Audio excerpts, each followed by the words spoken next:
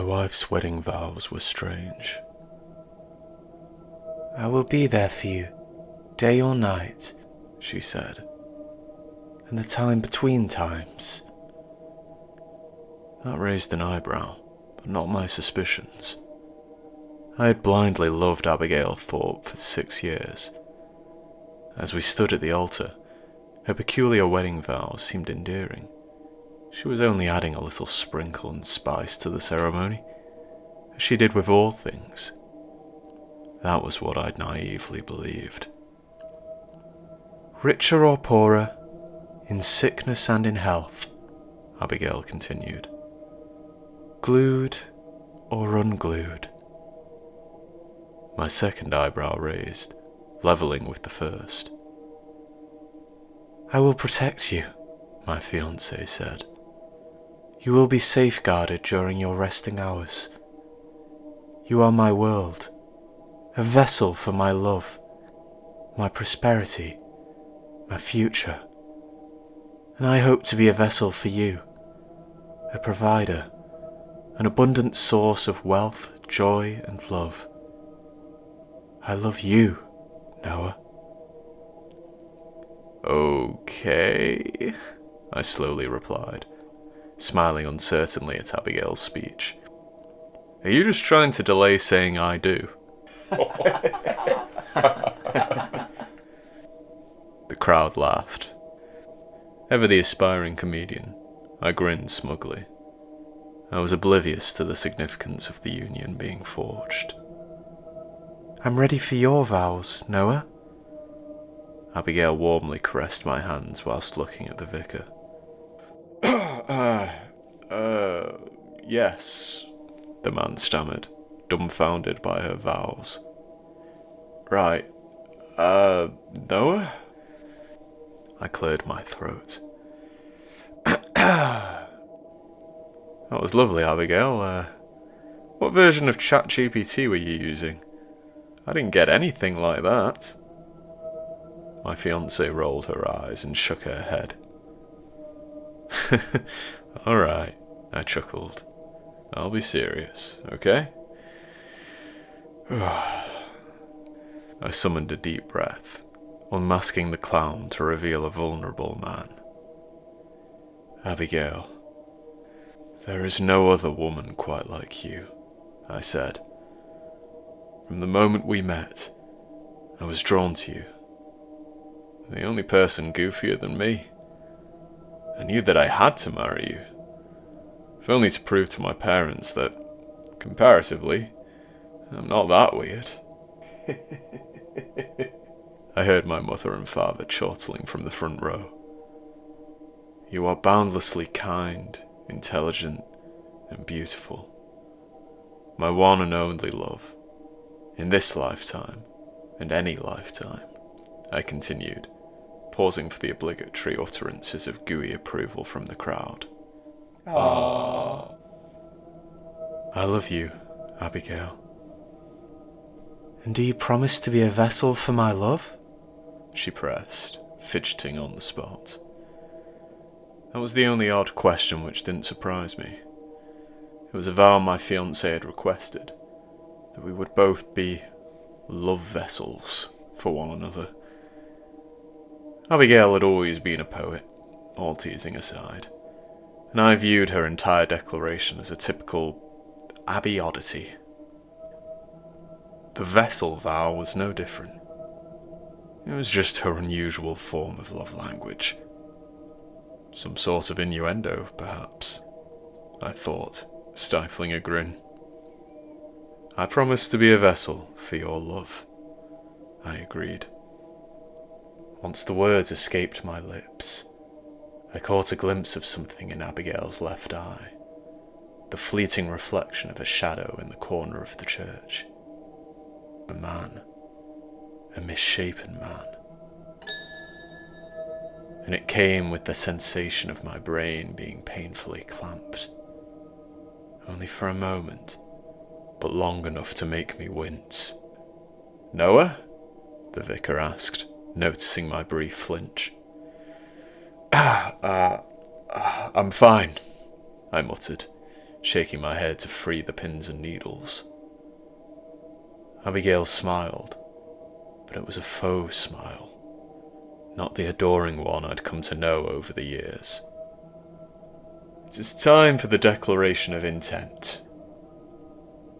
Do you, Noah Chapman, take Abigail Thorp to be your lawfully wedded wife? The vicar asked. I do, I said, eye twitching as I wrestled with what felt like ethereal fingernails digging into my skull. And do you, Abigail Thorp, take Noah Chapman to be your lawfully wedded husband? The vicar asked. I do, my fiancée nodded, lips bending ever upwards. Then, by the power vested in me, I now pronounce you husband and wife. You may kiss the bride, the vicar said.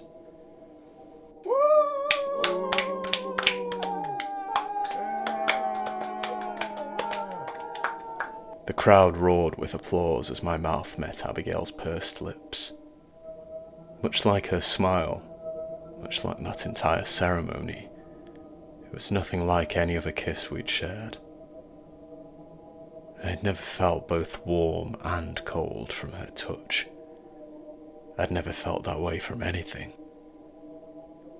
It was the happiest moment of my life, yet it was clouded by trepidation.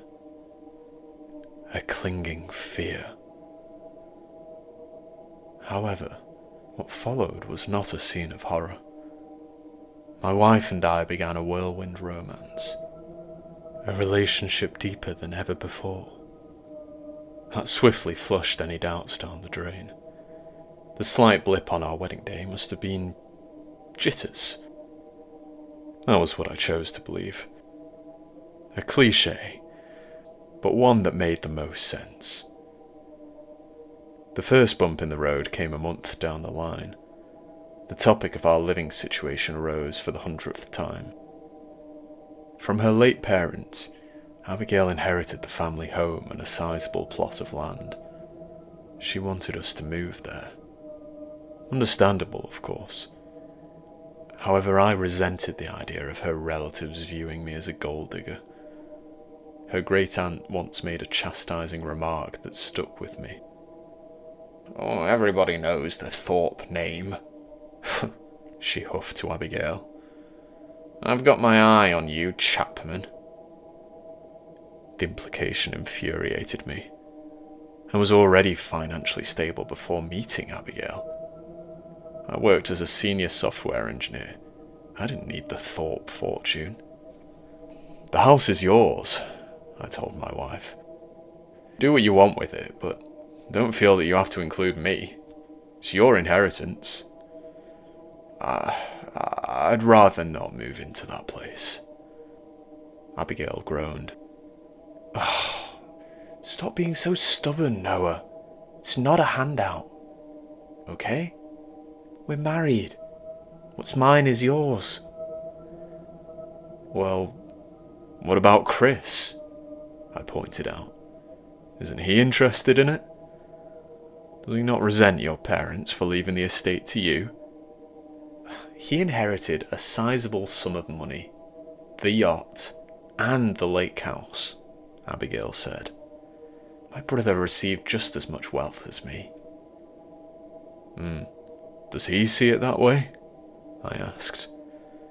After all, we are talking about Thorp Manor. That's your family's heritage. Heritage? Oh, please. Chris only cares about money. My wife laughed. You need to get over this, Noah. Nobody's going to despise you for living in that house with me. Forget my great-aunt Gertrude. She's a bitter old woman. Oh, and my mother hated her. Arguing with Abigail was like chewing skirt steak. It was tough, and it ended with jaw-ache. Naturally, I eventually buckled and agreed to move to Thorp Manor. In fairness, Abigail was right. I was being stubborn. I admit my flaws. Pride is one of them. In truth, I did want to move there. The property was one of unbeatable splendour, and I was secretly jubilant at the prospect of living in a manor. Marital bliss resumed. All seemed well for a few months. Better than ever before, as I said. I forgot all about the argument and the strangeness of our wedding day. And then came the migraines. Much like the day of the ceremony, electric shocks filled my head. Brain zaps. And there were other health issues. No matter how much I slept, I was perpetually fatigued, hazy-brained, living life on standby mode. It felt as if I were lugging a plumper brain around, to the detriment of my thinking ability. And that was perplexing, as I'd never been the type to feel excessively tired. I was a night owl. But I no longer seemed able to stay awake past 10 in the evening. "You okay, sweetie?" Abigail asked. I sighed heavily. I feel tired," my wife finished. "Lie down for a little while, honey. I'll cook dinner tonight." "No, I said I'd do it. Don't you have to prepare for that presentation in the morning?" I asked. "Shh." But Abigail shushed me, and I thanked her, giving her a tight squeeze. Then I waddled dozily to the manor's spacious lounge, picking one of the 3 sofas to rest my weary, weighty head. I slumped onto a cushion, and my body tumbled immediately into the land of Nod. But my dreams were feverish, the eccentric, surreal nightmares of a man running on fumes. When the body viciously reboots itself after countless sleepless nights, the mind runs wild. And this wasn't my first fever dream since moving to the manor, just as it wasn't the first time I'd seen the man in the corner of my sleep-fueled visions. The man with grey eyes and no other features on his face. I woke from my nap around 6:30 in the evening. I'm sure I would have slept until dinner was ready, but the sound of an agitated conversation disrupted my rest. "You need to leave," Abigail urged. "It's far too early for you to be—" "He's asleep," a man's familiar voice interrupted. "Let's do it now. I'm growing impatient, Abigail." "No, dinner's nearly ready," my wife said. "He'll be waking up soon. There'll be time later." "Fine," a woman grunted. "At the midpoint, then." "At the midpoint," Abigail said. I squeezed my eyelids together, body trembling as I tried to decipher the coded conversation.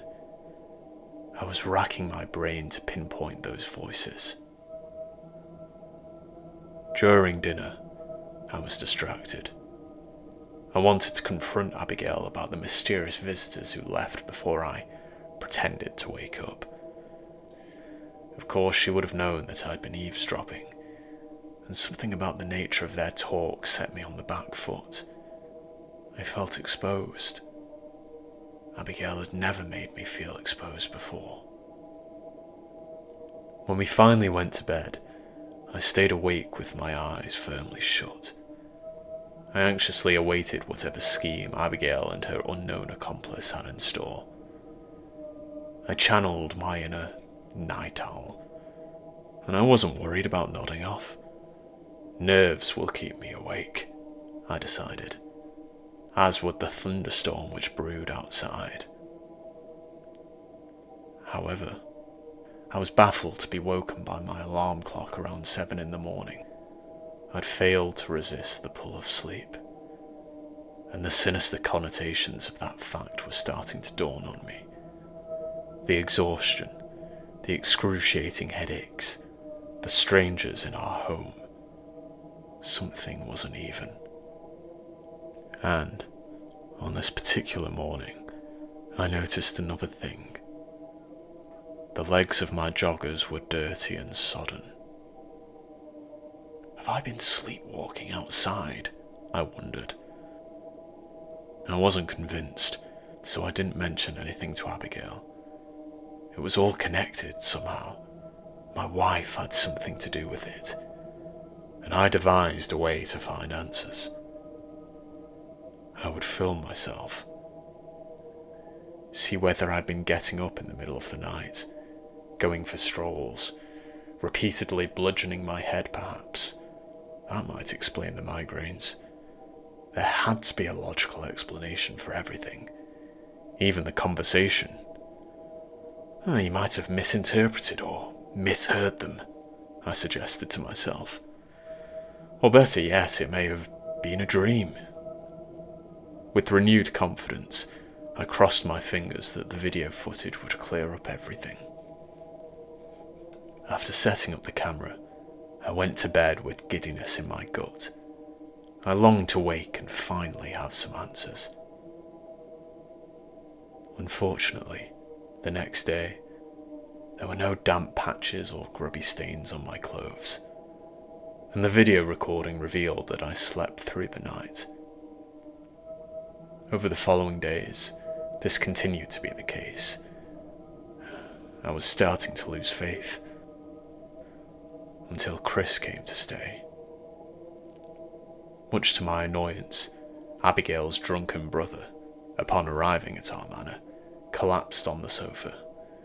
He won a sizable sum of money from gambling and immediately splurged it on a 2-day bender. It wasn't the first time that he'd earned and blown wealth. Is this going to be a recurring thing? I sighed. My wife shrugged. He's an addict, Noah. We have to support him. He's working on it. Maybe. He's also a sociopath, I said, and he never has to account for his actions. Abigail pouted.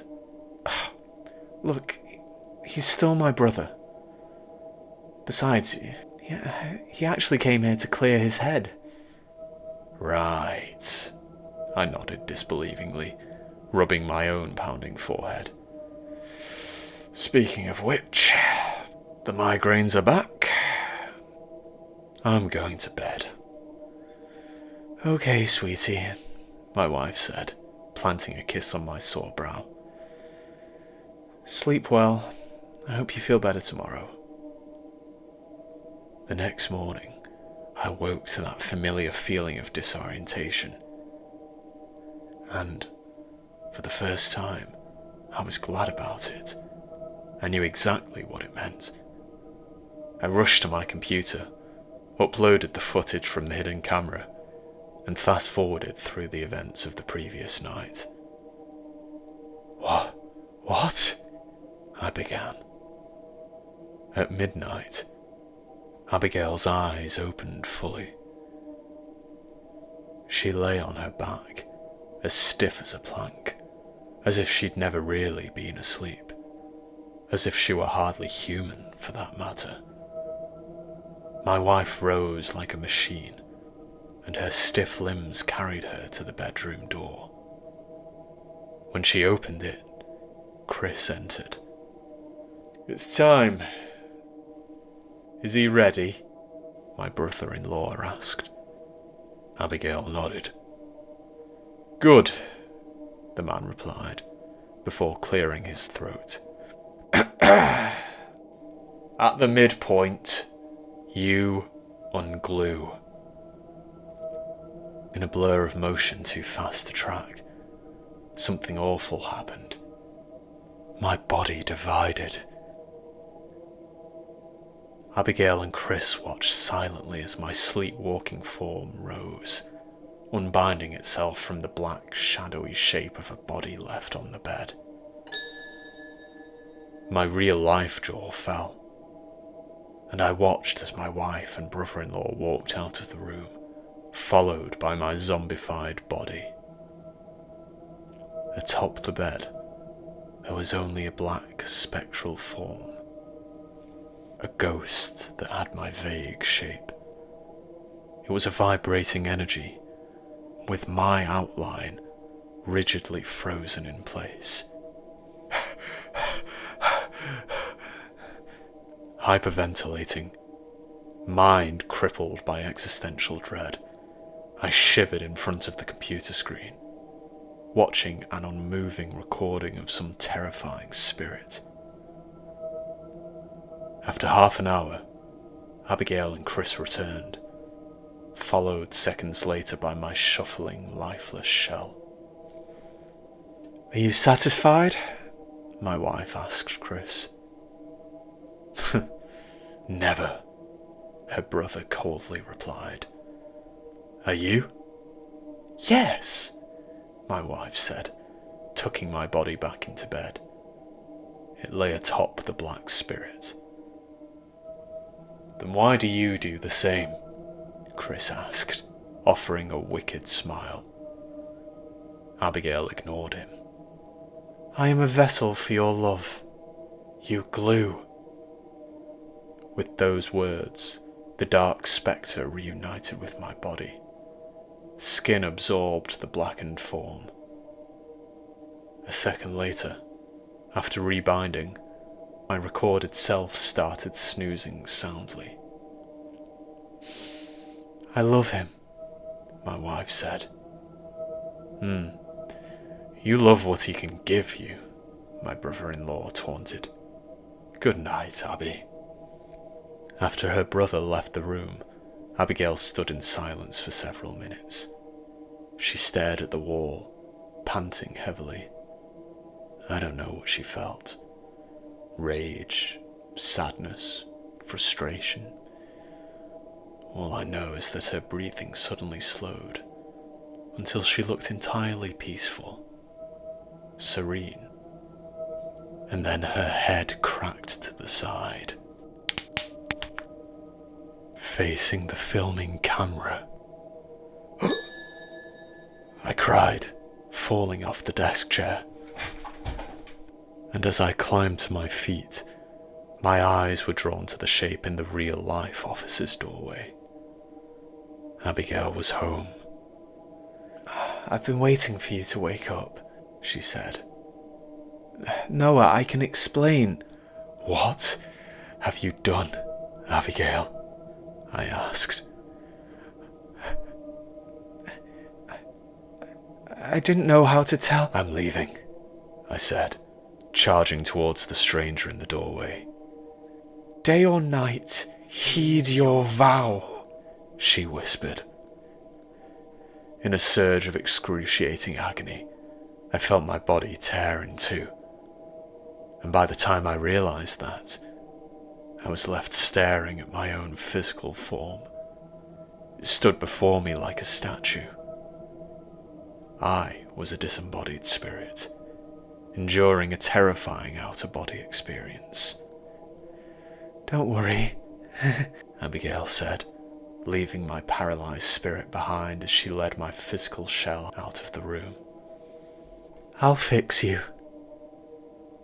As my wife and my body exited the office, the colours of reality swirled around me, and I stumbled into a liminal landscape of brimstone and hellfire. Hauntingly, I recognised it. Something stirred in my memory bank. I'd been to that place before, numerous times. Every time the Thorp split my soul from its vessel, and every time I woke, I forgot. I was left with nothing but a pounding head and questions. No more, I decided. "Hello?" I called. I wandered through the arid abyss, tentatively peering around rocky mounds and sidestepping trickling streams of fire, lava, or whatever otherworldly substance blazed in that wasteland. The sky was black, but it was not filled with stars.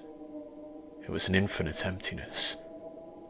Not a sky at all. Not anything. After what could have been an hour or a minute of wandering through nothingness, I eventually abandoned my mission and resigned myself to Abigail's fate. With a deep sigh, I turned my head and prepared to head back. My feet failed me. Following at a distance of no more than 10 yards was a looming, gangly figure. A man with limbs like those of a human, but there was nothing about him that was from our world. He was built of loose flesh, revealing mounds of black beating mush beneath the surface. And, as a flare of otherworldly lava lit the air, it illuminated patches of fur on his body. Much like the man of my nightmares, he bore 2 grey eyes and no other features on his terrifying face. "You return, Noah Chapman," the being lowly noted, speaking from all directions. I shuddered, stumbling backwards. "Yet again, you have forgotten my face," he said, tilting his horrid head to the side and eagerly viewing me. "Perhaps, if I wear your lovely skin, you might recognize me." The creature took a silent step forwards, and I wondered whether it had been soundlessly pursuing me for the entire time I'd been in its ungodly land. Terrified of the impossibility before me, I stepped backwards, but the being was nimble, large, omnipotent in its realm, I had no doubt. "What do you want?" I asked. "No," he replied, inching ever closer. "You should be asking what they want." I panted fearfully, retreating slowly from the approaching abhorrence. Its eyes glistened a muted grey, swirling in endless whirlpools that threatened to consume me. "What have they done to me?" I asked. "Where am I?" "Better questions," the creature replied. "They tied you to Abigail, and they are using you. As for this realm, you are in the place between places." I clawed my head frightfully. "Using me for what?" "To claim their rewards," he hissed. "No souls can enter my prison, but a soulless body can walk through the fire.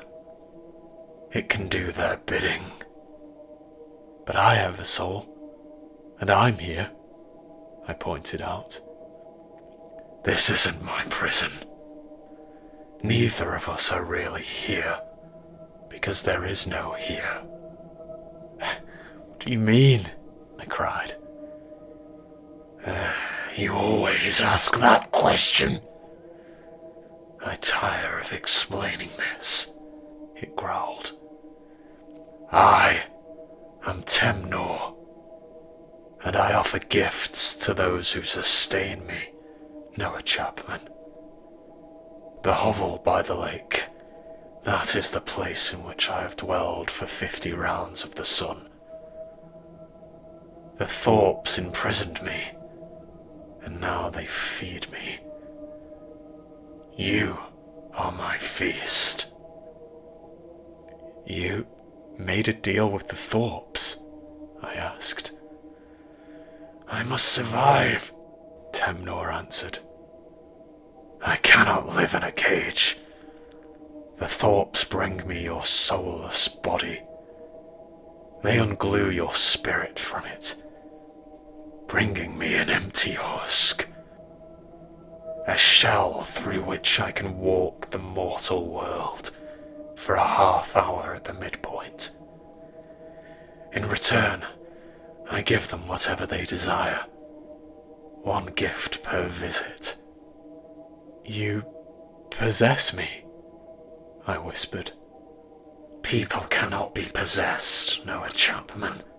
You are not your body. I gasped fearfully, and an unthinkable question spilled out of my mouth. Would you make a deal with me? The terrifying being finally stopped taking strides towards me. He surveyed me with great interest, crinkling his featureless face in a way that almost had the appearance of a direful smile. You have never asked that before, Noah Chapman. What manner of deal? I paused, searching for the words. I want freedom from the Thorps. Freedom from you. This place. All of it. And in return, if not your body, I require something else. I gulped. I don't have the stomach to sacrifice another human to you. Even a cruel one. Oakwood, Temnor said. Oakwood? I asked. Yes, it continued. The Thorps denied my request. I do not need much, just a taste. Why? I cautiously asked. It will unbind me from my prison, Temnor said. And they do not wish to unbind me. They need me, endlessly, again and again, for all of their selfish desires. I won't imprison you, I replied. I only need one thing from you. We need the same thing, it seems. Freedom. Such sickly poetry. I am curious, however. Why haven't you ever fetched Oakwood for yourself? I asked. You've used my body as a vessel to leave your hovel on numerous occasions. I am bound by rules, the being explained. Do we have a deal, Noah Chapman? Yes. Won't I forget this meeting? I asked. As we speak, Abigail's taking my body to the lake, and she'll ask you to wipe my memory of this world, won't she? Yes, Temnor said. I sense her nearing. I shall have to leave this purgatory. I will lie to her. Will you bring me the Oakwood? I shuddered and nodded. By the midpoint? I nodded again. Very well. I will ensure that you remember this. My soul was swept away by blackness, and the horrifying entity merged with its surroundings. After an eternal plummet, I felt grounded, physical, real, and I realized that the blackness was, in fact, the inside of my eyelids. When I opened them, my soul had returned to its body. I was back in the real world, lying in bed. Good morning, a peppy voice called, startling me. I turned to face the ensuite door, and my wife was beaming at me with a toothbrush in her mouth. She asked Temnor to wipe my mind, and I had to play along with that notion. It took tremendous willpower, but I smiled. Morning, I croakily replied. Well, afternoon, actually. My wife chuckled. How's your head feeling? Better, now you've slept it off? Weirdly, I did feel better. I wondered whether Temnor's induced amnesia had been giving me the migraines. I also realised that it was the same day, Hours had passed, but Abigail was simply pretending that the morning hadn't happened. And when I looked at the hiding spot on a nearby shelf, I noticed my camera wasn't there. Oh, she asked him to make me forget about that too, I realised. "What do you want to do today?" Abigail asked. "It's the weekend, at long last." "Yeah, well, firstly I'm going to take my morning walk," I quickly responded. My wife frowned slightly, but her face quickly eased, and she nodded.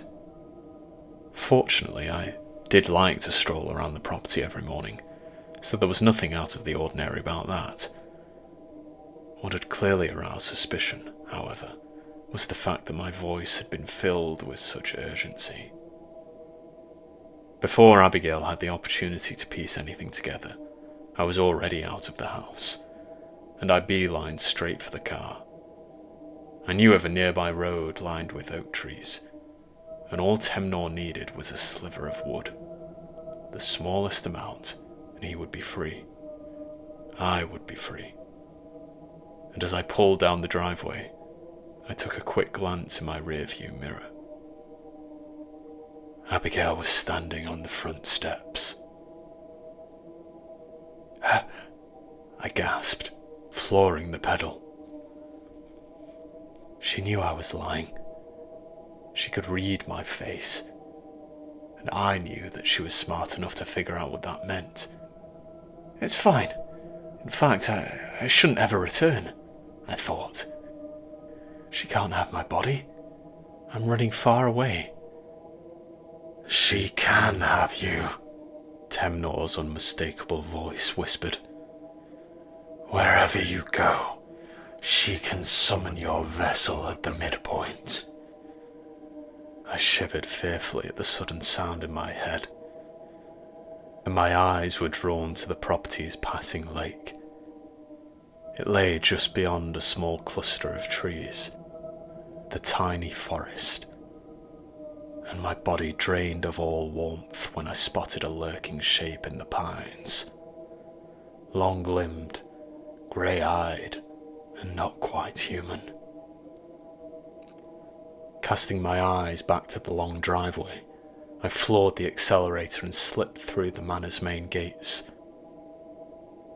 After a few turns, I reached the road of trees I had in mind. After mounting a grassy bank at the foot of some oaks, I pulled a penknife from the glove compartment. I was thankful that we'd been on a recent camping trip, and then I flew out of the car, scrambling up the hill to reach the nearest tree. With a swift flick of my tool, I shaved a thin layer of wood from a mighty oak beside the road. I did not hesitate to jump back into the car and head home.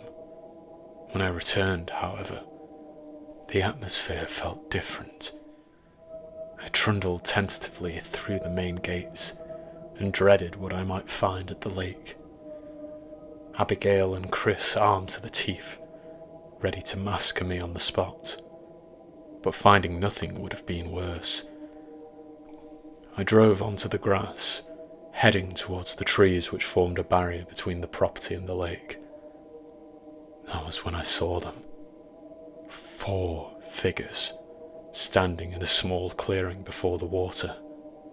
Is that Mr. and Mrs. Thorp? I wondered. How on earth the matriarch and patriarch of the family returned to life, I did not know. They were watching my car hesitantly approach. "They're going to take you," Temnor whispered in my mind. Petrified, I felt the yank of my body splitting from my soul, and I brought the car to a halt. I watched as my mindless vessel of a body clambered out of the vehicle, shuffling across the grass towards the demented family by the lake, waiting by Temnor's prison. Reality swirled once more, throwing my spectral soul into the place between places, the nightmarish, darkened world of lava and terror. The horrifying being stood between 2 rock faces. You failed, Noah Chapman. You did not bring me the oak wood, and now they have claimed you as a vessel once more. Is my physical body in your prison? I asked. The being paused. Yes. I am about to utilize your vessel to... The front pocket of my coat, I whispered. Temnor's eyes glazed, as if he were viewing something in the real world. Oakwood. I see. Your contract will be nullified, Noah Chapman. By the power vested in me, I unbind you from Abigail Chapman. I unbind you from the Thorps. As the world around me collapsed, so too did my spirit. It stretched into the endless void of blackness above me, and I woke on my knees in a dirt clearing by the lake, surrounded by a small crowd of trees that Thorps called a forest. Beneath me, there lay a downward, muddy slope concealed by shrubbery and trees, the place that had been Temnor's jail for an untold length of time. Before me, I saw the line which marked the edge of his domain, but I was within it. No soul can enter my prison. That was what Temnor said. However, I wasn't burning alive. I could tread across his land. That confirmed it. The hovel was no longer his prison. I had freed him. I ran through the trees, ignoring the early evening sun that slipped behind Thorp Manor. I was free, spiritually, but I had to free myself of that wretched family physically. I jumped into my car, which was still sitting on the grass with an open driver's door. But it wasn't the only car around. 100 yards away, Chris's Ford GT was crumpled like paper in the front wall of Thorp Manor. I wanted to escape, but I had to know, had to be certain. I drove back to the property, getting out of the vehicle and lighting my way with a phone torch. Sitting in a bloody mess behind the wheel was Abigail's baby brother. Chris Thorp was flattened, like a revolting omelette, between the mangled seat and the bonnet. What was left of the bonnet? His beloved car, one of the gifts Temnor had no doubt given to him. Shaking, I found my feet moving towards the front door. I entered the well-lit property on janky legs and found a scene of utter chaos. Overturned furnishings, scratched walls, and demolished decor. In the living room, I found two people I never expected to see again. Two people I scarcely believed I'd seen earlier. Miranda and Harold, the late Thorp parents. They had, once more, become lifeless corpses. Harold lay on his back, belly bulging and eyes bloodshot. Gold medallions were spilling out of his mouth. As I leaned more closely, eyeing the edge of his particularly blood-stained right eye, I caught sight of what seemed to be a rotund shape squeezing into his eye socket. His entire body had been filled to the brim with coins, the wealth he no doubt acquired through sordid means. And Miranda lay beside him, her body compressed into a gut-spilling mess. She had been constricted by the lavish dress she wore, a dress stained red and somehow not torn at the seams. It had torn her at the seams. "Abigail," I muttered. In spite of the horror she and her family had inflicted upon me, I still loved the woman. Temnor had slaughtered the others. I doubted he would spare her. And when I reached our upstairs bedroom, that belief was confirmed. However, the punishment was not what I expected. My wife was still alive, but horribly so. In our bed, Abigail lay in a wheezing state.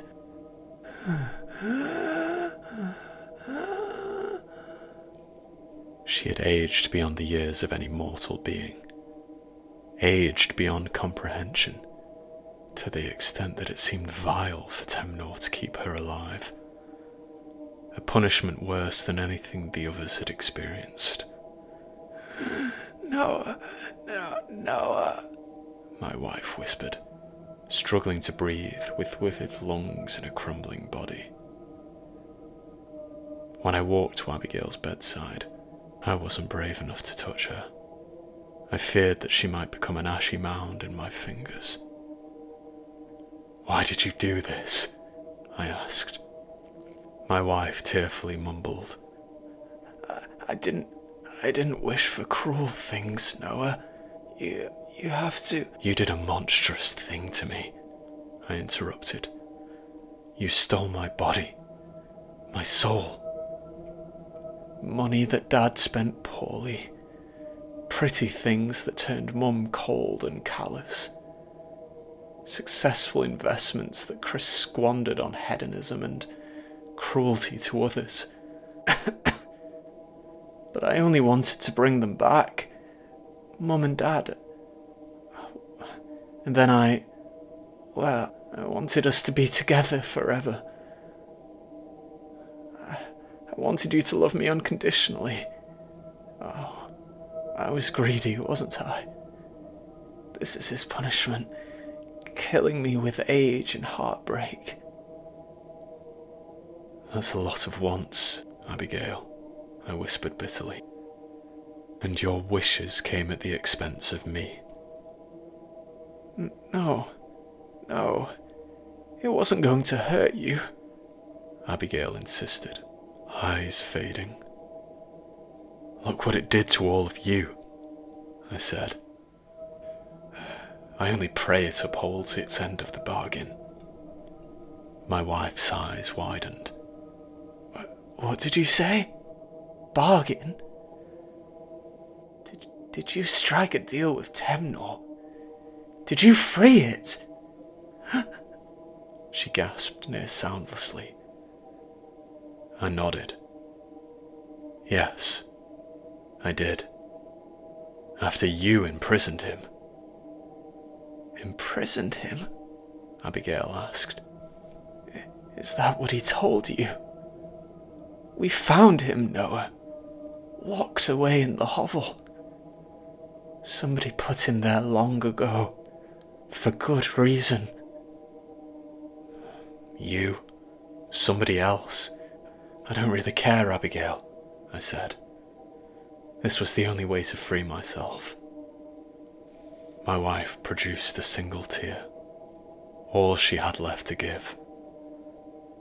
"May something have mercy on your soul, Noah, for there is certainly no God left. This is Temnor's domain now." As my wife faded into the pit of emptiness we all find at the end of the road, I reflected on her dying words. What use would there be in lying to me? Over the many weeks following her death, I have been wondering what she meant. Should I not have freed Temnor? I know what he craved within his prison. What does he crave beyond it?